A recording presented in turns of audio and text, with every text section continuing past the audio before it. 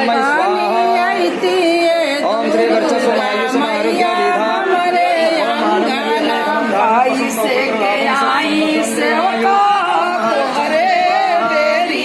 कैसे के आई सेवका तोहारे ही घरवा कैसे के आई सेवका तोहारे कैसे के आई सेवका तोहारा ही डेरिया हरे होमिया का धुआं वाला गेले आखिया तोहरे होमिया के धुआवा लागेला अखिया हरे होमिया के धुआवा लागेला अखिया तोहरे भवानी के धुआवा लागेला अखिया बहुआ के झूमे डरिया पानी आई दिए पानी आई तिये दुर्गा मैया हमरे अंगना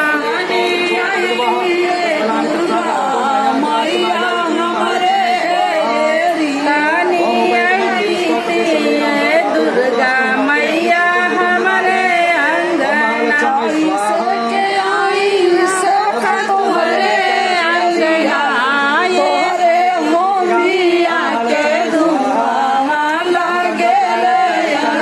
कैसे के आई सेवका तुहरे घरवा ये जी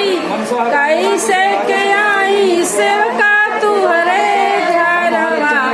तोहरे होमिया के धुआवा लागेला अखिया हरे होमिया के धुआं लागेले आखिया तोहरे होमिया के धुआवा लागेला अखिया बहुआ के झूमे डरिया पानी आई सातो बहिना हमारे